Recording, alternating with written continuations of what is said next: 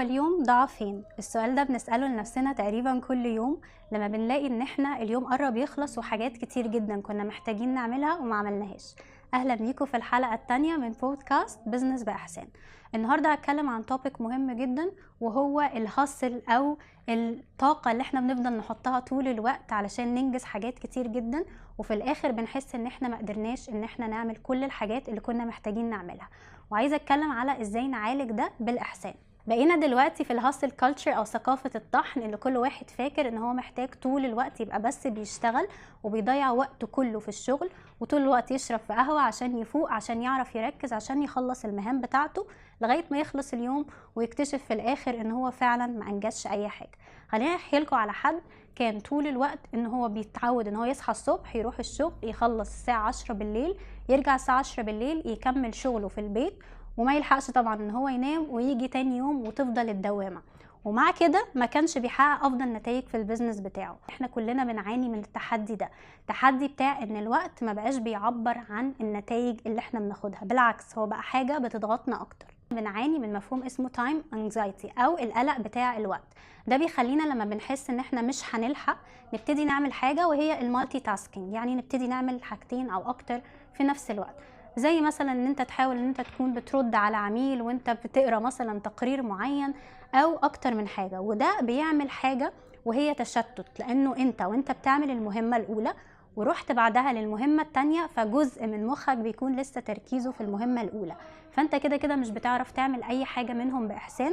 وده بالعكس بيخليك يا اما ما بتعرفش تنجز الحاجات او بتعملها من غير مراعاة للجودة بتاعتها.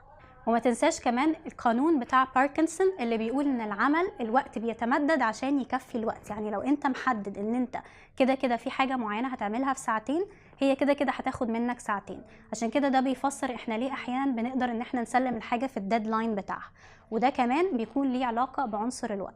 هنا بيجي دور حاجة مهمة جدا، وهي جودة الحضور. المشكلة مش في الوقت، المشكلة في الجودة. احنا لما بنحاول نكون حاضرين عشان ننجز حاجة، احنا مش بنديها الحضور بتاعها. ممكن نبقى بنعمل حاجة واحنا مركزين في حاجات تانية كتير.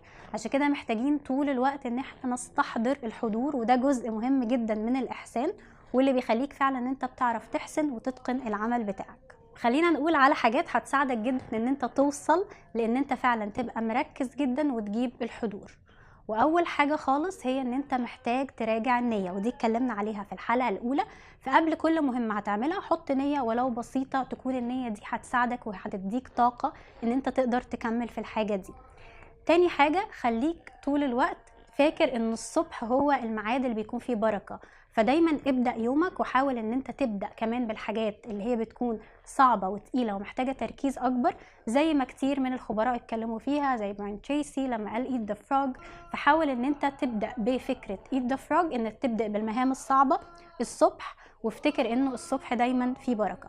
تالت حاجة وهي الديب work، يعني لما تيجي تشتغل ركز ان انت تكون بتركز في الحضور. انا دلوقتي حدي ساعتين فيهم جودة، هبعد عن كل المشتتات وعن نوتيفيكيشنز وعن الموبايل، بس في الاخر هطلع الحاجة في وقت اللي انا حاطه والديدلاين ده.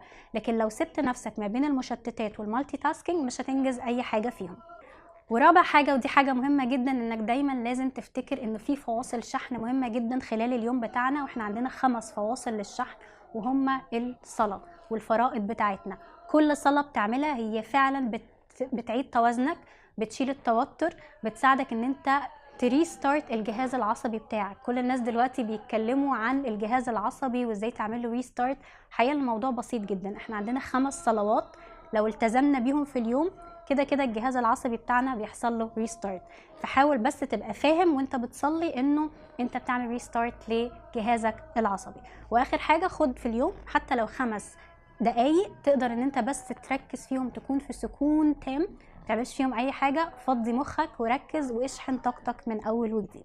تحدي الحلقة بتاعت النهاردة هي قاعدة الساعات الذهبية. حاول ان انت تاخد لنفسك الساعتين بتوع الديب ورك، وحاول ان انت تفتكر النصايح اتكلمنا عليها، وان انت تكون بتشحن طاقتك بالصلاة، وده هيفرق معاك جدا في جودة الحاجة اللي انت بتقدمها، وهتكون احسان اكبر بكتير. واشوفكم الحلقة الجاية في بودكاست بزنس بإحسان. طريق الإحسان.